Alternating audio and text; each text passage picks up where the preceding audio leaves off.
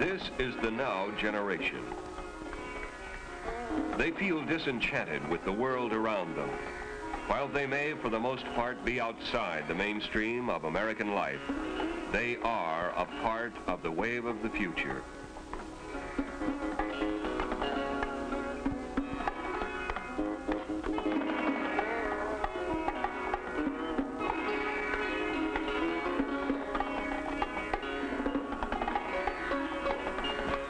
Webster defines the word now as meaning at the moment or at once. Seldom has a nation been able to witness such an explosion, a new mass mind, a nowness as it takes place. Today, we are seeing it.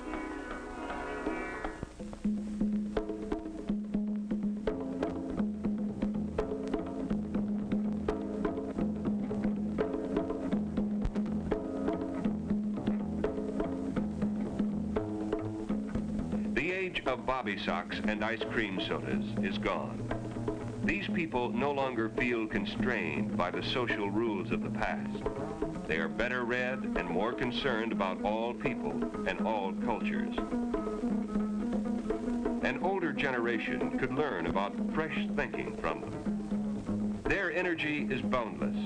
They play hard, but they are also involved. They are free thinking for the most part, and not afraid to voice their criticisms. But many more of them have simply dropped out. They have made what they consider their own peace with America, and are now involved in finding out who they are. Discovering the inner man cannot be minimized, but a nation in turmoil needs the vigor, the newness of its young. This exploration, this search for new values, has led into a new and dangerous area, the use of narcotics and hallucinogens. The brain, the body, indeed the freedom to do, can be so jeopardized by these drugs that new politics, more realistic values, and a meaningful, less materialistic society may never have the opportunity of becoming a reality. The turned-on people, who seem to set many of today's lifestyles, are not the only ones smoking grass, popping bennies, shooting speed, or dropping acid. If they were, the problem would be somewhat less tragic. These practices have spread to colleges, high schools, and even elementary schools. The students are being exposed to drugs that many of them believe are without lasting physiological or mental effects. On the contrary, these substances are extremely dangerous. This trend toward drugs has alarmed every responsible segment of the community, for they know that there are inherent risks in the drug experience. Aside from its illegality, there's a medical risk to the brain and body. Perhaps the biggest risk is the placing of the psyche in peril. At the moment, these students are striving for something. In time, they may become total dropouts from a world that needs desperately what they can offer. To try and cut through the undue propaganda on both sides of the drug problem, Dr. John T. Burroughs, Medical Director of Narcotics Education with the Los Angeles District Attorney's Youth Advisory Council, clarifies the extent of the drug problem and the term addiction. Well, I think the use of the word addiction is definitely obsolete, and it's been a very unfortunate thing that it has been used to try to define whether a drug is harmful or not. This use of the word addiction was started with the World Health Organization in 1950, and they have realized their great mistake in this and have recently, in 1965, completely redefined drug problems in other terms. We know that the drugs have two effects that cause dependency or the desire for the use of the drug. And the most important one, and the one that was not emphasized in the previous definition, is the psychic dependence, the dependence of the person from a mental point of view upon needing or desiring the drug. Now, there is also, with some drugs, physical dependence. One important part of the drug problem is that so many substances are available or are being made available for use. Dr. Burroughs describes some of the major ones and their effects. From the complete anesthetics, or the ones that will put you entirely to sleep, we can go into the depressants, or the downers, as they're known. And these are, of course, primarily the barbiturates. These are known as the red devils, the secanols, the nembutols, or yellow jackets, the tuanols, or rainbows, and so forth. These are all, of course, the barbiturate drugs. They can be taken by mouth, or some people prefer to take them out of the capsule and give themselves the drug intravenously.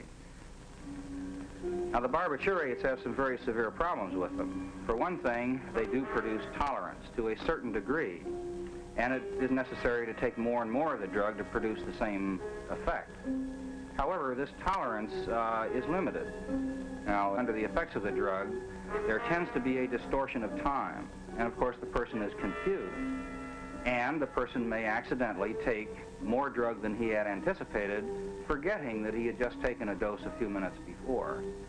In addition to this, the barbiturates, when withdrawn, do produce a physical dependence or withdrawal type reaction, and with the barbiturates is a marked tendency for the person to develop convulsions.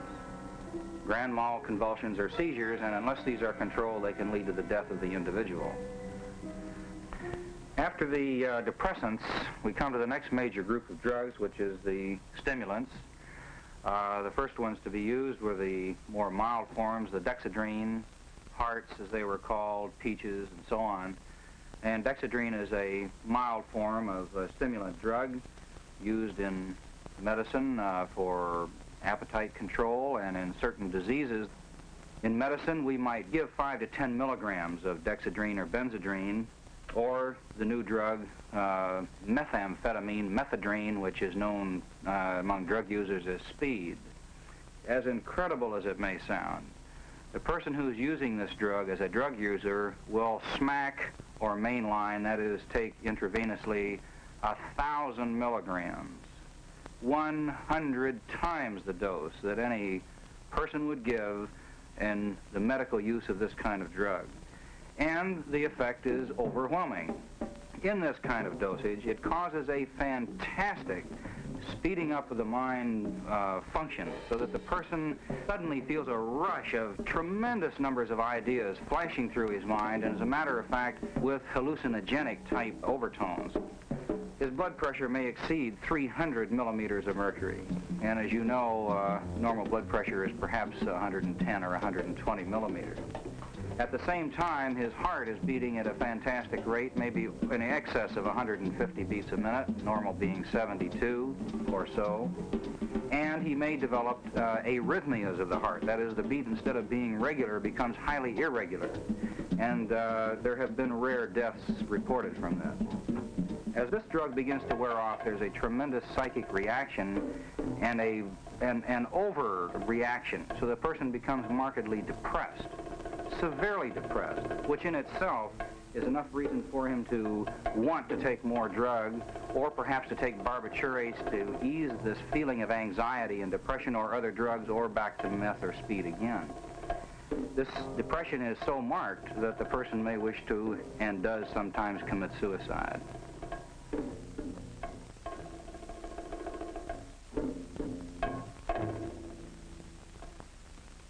Dr. Burroughs describes 2 more categories of drugs, the deliriants and marijuana. Most important entity, marijuana. Now, the deliriants are the drugs such as the glues, the glue sniffing, which include gasoline, ether, paint thinners, even some deodorants have been used. They, like all the other drugs, produce a mind-changing effect, so that the person feels a feeling of euphoria, unusual happiness, a feeling of unreality. These drugs have some severe physical effects. If they are sniffed so that the actual material that is being used, such as airplane glue, can get into the nose or mouth, it causes a real burning of the mucous membranes and can cause rather severe damage. And it is becoming overwhelmingly evident that an increasing number of children are showing up with brain damage and what we call chronic brain disease. Now, marijuana is not a separate thing. This again is a drug. Just like LSD is a drug, just like amphetamine is a drug, or just like barbiturate is a drug. There's a specific chemical in marijuana known as tetrahydrocannabinol, or let's call it THC from here on out for short, which is the material, the chemical, that produces the high of marijuana. Dr. Burroughs pointed out that a good deal of the confusion concerning the effects of this drug is due to its very low concentration in American marijuana, or grass. Smoking typical pot usually produces mind-altering or hallucinogenic experiences, though sometimes it has little or no effect on some people. But as the drug becomes more concentrated, it has all of the effects of any of the hallucinogens. In high dosage, it parallels LSD. And already, more purified marijuana, hashish, and the synthesized THC itself are readily available. I think it becomes obvious after having categorized all these drugs, we've now talked about all these different categories, one thing keeps coming up all the time, and that is the drug-dependent, mind-changing or mind-altering effect of all of these drugs. The unfortunate person who gets started in this finds himself getting into an ever-increasing abyss, where he starts out with the idea, I'll have a kick or a high, and that'll do something for him. Well, it's true. These things do have a kick, or obviously people wouldn't try them. But the trouble is the person then gets involved in this vicious cycle. The kick becomes something that is not as good as he thought it was. He finds by using his drug that he has lost his capability to be responsible. He's lost his ability to be a worthwhile, successful student or successful individual. So he starts to seek ways to help him, and the only way he can seek, since he's using the drug now to avoid the reality of his failures, is to take more drugs. And down he spins. And he spins into a situation where he is virtually buried alive in a chemical tomb. This is the problem of drug dependency.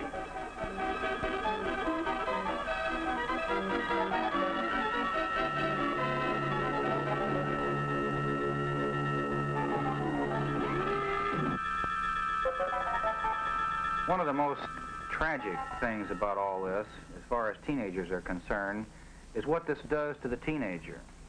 A teenager is a person who is finally grown up to the point that he can begin to struggle with making his own personal decisions. And he makes these decisions and finally learns how to do them, and when he has gone through this decision-making process, he suddenly turns from a teenager to a mature adult. One of the things that will stop it cold, sooner than anything else, is the taking of drugs. Because in taking the drugs, the person is doing exactly the opposite of what he's trying to do as a teenager. He is putting himself into a position where he cannot make decisions, where he is only irresponsible and incapable of doing this, and he is cutting his life off. But there are other reasons not to smoke marijuana or to take dangerous drugs. Possession of them is illegal. It is not, as many seem to believe today, an unenlightened law. Nearly every country in the world, including the United States, is a signatory to an international law banning the use, sale, cultivation, and possession of dangerous drugs that have no useful place in medicine, such as heroin and marijuana. Is the gamble of drug exploration worth this? Is it worth the physical and mental risk as well?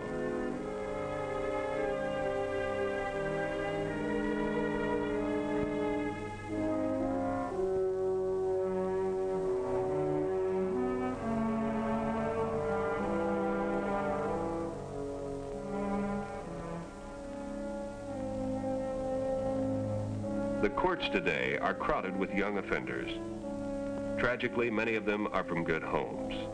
They are well educated and have opportunities that are available in no other country in the world.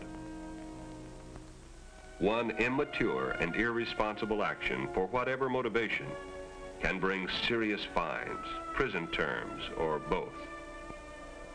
A criminal record is never an asset. It can mean the end of a fine future. The drug question is a subtle one. This is an age of change, an age when society and authority are constantly being challenged. All too often, drugs have played a part in or have been used as a principal means of rebellion against authority. But drugs are not the proper tools with which to confront, to change a society that somehow hasn't fulfilled all its promise. Quite the contrary. Drugs rob one of the energy, the attention, the very ability to see what is. And the ability to work for effective changes of any kind depends on clear and disciplined minds. Those who take drugs to produce new insights, or for self-discovery, or for a host of other romantic reasons, find themselves snared and deluded. Illicit drugs are sold for a price, the price of helplessness and suffering for the buyer, for the greed and gain of the seller. Many of today's young people are meeting the challenges before them. They are turning on to a world that needs more involvement, more selflessness. The extreme danger today is that which is created by the closed mind. We must not accept some facts about drugs and ignore others. The drug issue is wide and complicated and cannot be faced only by the police. They need the active cooperation and the involvement of enlightened parents, school, church, and community leaders. But above all, the need is for clear-thinking young people who are the most involved and who have the most to lose. If communication has broken down between the younger and older generations, it must somehow be re-established. At the same time, it will be necessary for the young to communicate common sense, one to the other.